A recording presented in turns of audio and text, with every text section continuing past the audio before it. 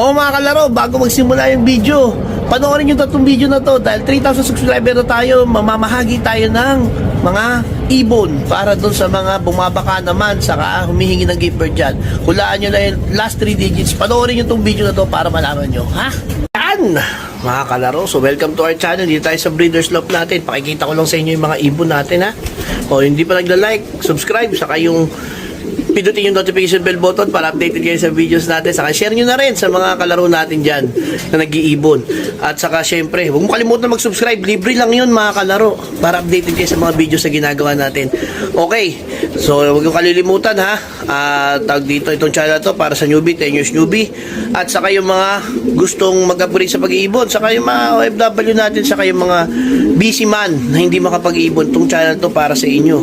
Para syempre mag-enjoy kayo. At saka syempre kung gusto nyo rin matuto sa pag-iibon dito sa channel to, okay na.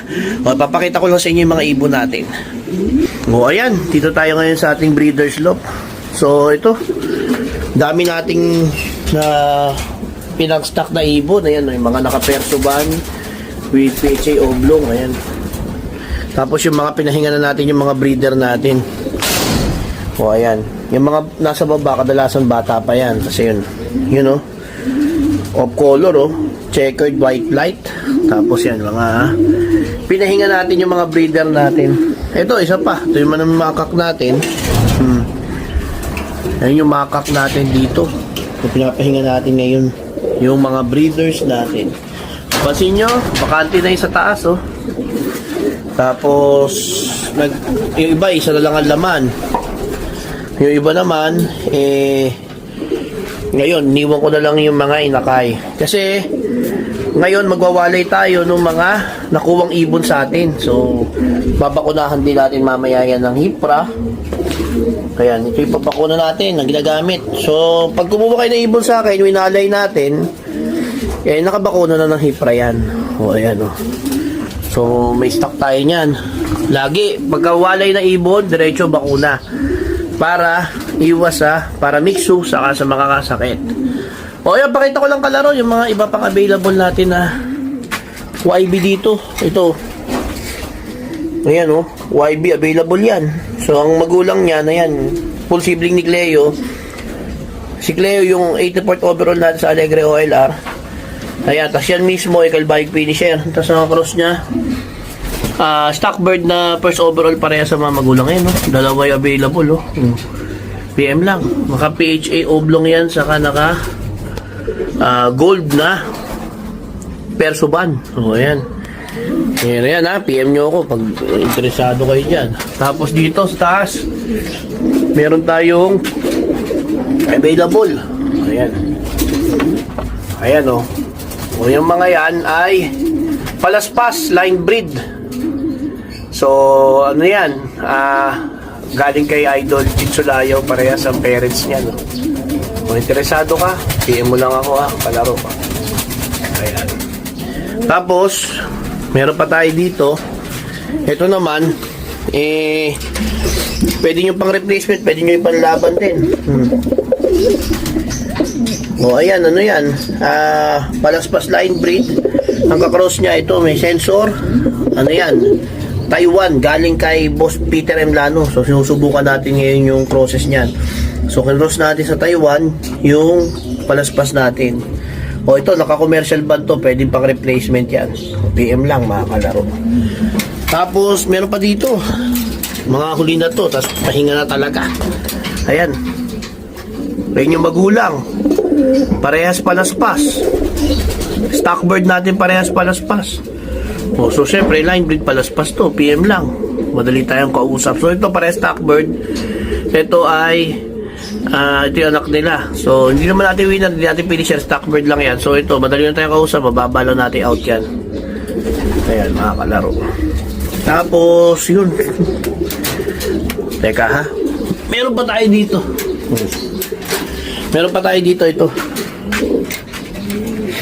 palaspas line breed din. Hindi naka-perso ban to. Naka lang, commercial ban. Pwede nyo idagdag sa bloodline nyo, pwede nyo ilaban, pwede nyo i-replace.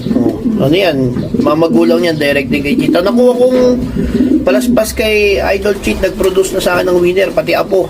So, ibig sabihin, pag ano kayo, pwede yung nakuha nyo sa akin, pwede nyo gawing breeder, magpuproduce din yun. Kasi nag-produce na nga eh. Diba? O, ayan. Tapos, ito, nakuha na yan. Ayun. So, ayun. Kung gusto nyo, mas maganda, punta kayo dito. May mga stock bird din tayo dito.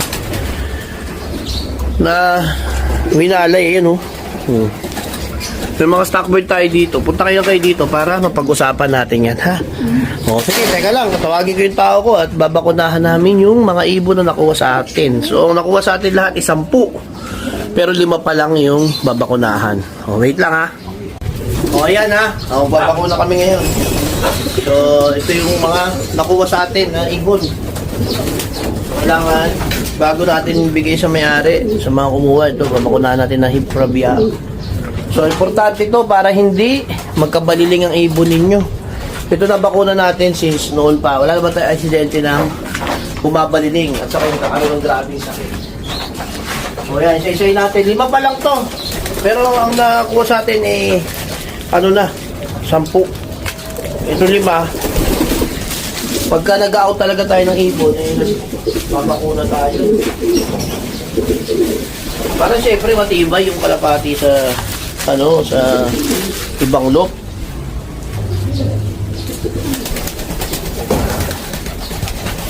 So, hindi pa mga marunong magbakuna ng ganito. Pero hindi ko papakita kung paano i-apply. Pero kung paano, kung ilan ang point lang ang isa. Tapos single use lang dapat ang mo, ang syringe mo kasi mura lang naman to syringe, single use mo na lang. O yan, isang ganyan. So pinakamaganda 5 ka magbakuna para isang syringe, 5, 10 mm. So 2 mm lang naman ang bakuna niya. So ayan, teka ha. Kuha alcohol. Hindi ko na ipapakita sa inyo at maano tayo na technical dito. Hindi na mapakita pero ganito yung hindi kahit di na makita. Restricted yan. Basahin mo na alcohol yan tapos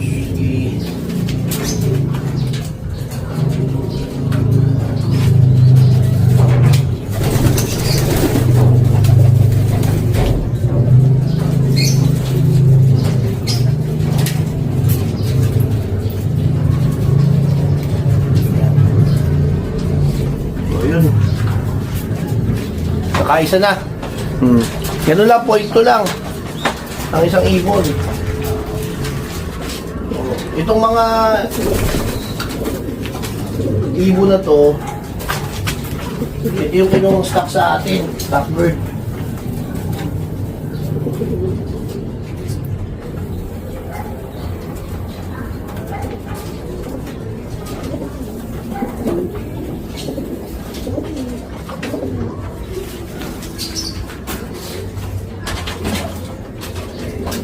Di kasi pwedeng ipakita yan at nare-restrict ang YouTube.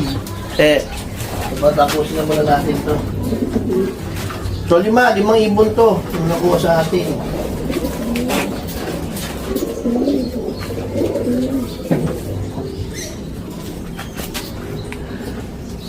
Kailangan nyo talaga nakakalaro ng katagahawak. Kasi baka hindi nyo matumbok. Baka tamaan nyo yung buto sa batok, mamamatay ang ibon yan. So, importante, kailangan yung tagahawak para matamaan talaga. So, lalagay ko sa comment section yung, yung guide.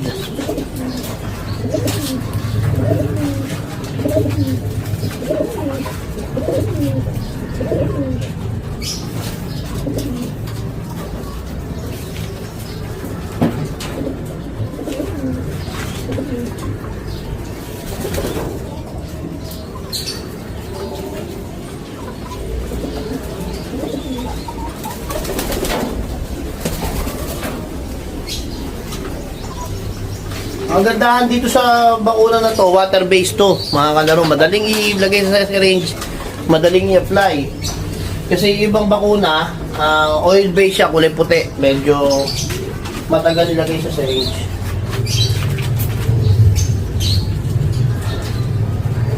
Pag binasama nyo ng alcohol yung batok niyan, madali nyo na makikita yung balat, saka yung ano niyan, laman. Ay yung balat, saka iaangat nyo.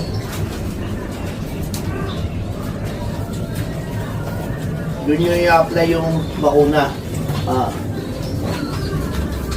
Akin na, ano ko, pabalik.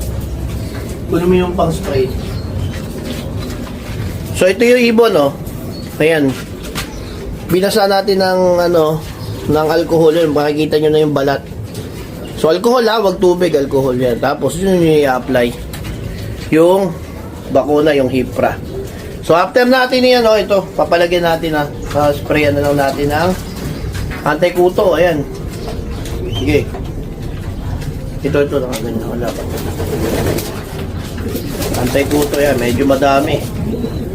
Bago natin iwala yan, bago natin ibigay doon sa mga kumuha sa atin.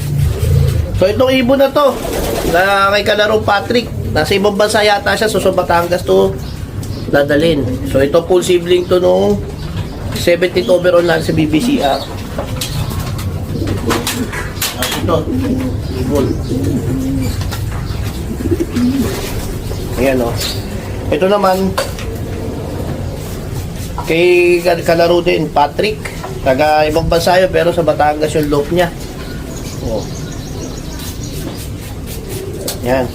Ready to ship na. So, ganun din. Nabakunahan na rin to. Kay kalaro Patrick, ayan, 2 ibon yung papadala natin sa Batangas.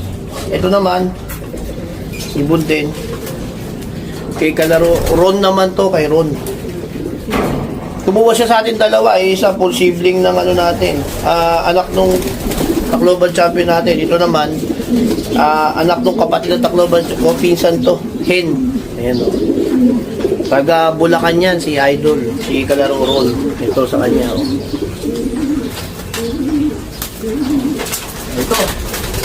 Ito naman kay Idol Francis, taga QC. Ayan. Pinuha din niya sa atin. Oh, so.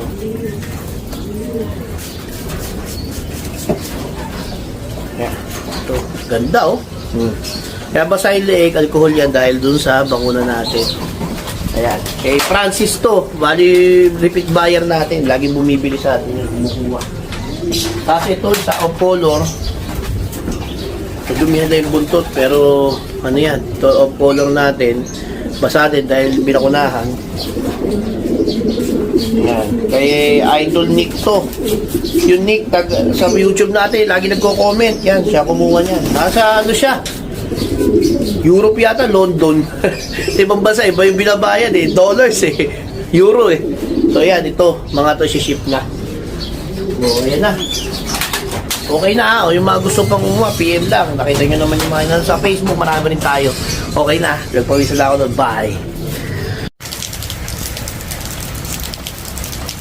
O ayan, mga kababayan, nandito tayo ngayon sa binibenta natin dito sa San Fernando. Amayas, Cape San Fernando. Pakita ko lang sa inyo yung model unit, single home 60. Pasok ako. Ito, yung mga kababayan natin yung sa ibang bansa na gustong mag-invest. Magandang investment para sa inyo ito. Pakita mo yung Actually, ito, dress up unit to. Yung mga nakalagay dito, yun yung mga sample para may idea kayo. Pero once na turnover namin sa ito, fully finished to.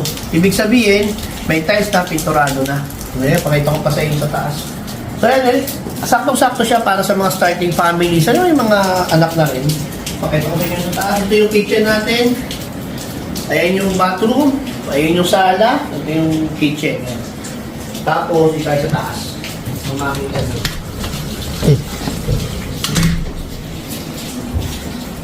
Ayun. So, kalaro, this is also 3 bedroom, ha? Kita nyo, 60, pero nagawa natin 3 bedroom. Pero, common CR tayo. Ito yung CR natin. Pakita mo. Ayan. Ayan yung CR. Ito yung isang bedroom natin. Kayo na lang mamili kung anong gusto nyo gawing masters. Ito. Ayan. Ayan, yung isang bedroom. Dito yung isa pa. Ito. Isang bedroom. Then, meron isa pa tayo dito sa Ito, pwede yung gawing masters. Ito yung mas pinakamalaki. So, 3 bedroom tayo with a common CR sa second floor. O yan ha. Maganda investment to mga kalaro. Kung ako sa inyo, maganda kung nasa ibang bansa kayo tapos gusto nyo mag-invest sa Pinas, PM nyo lang. O yung maganda, magsimula na kayo mag-invest habang maaga kasi mas mura pa. Tingnan ko sa himba. O ito na. Nakita nyo na.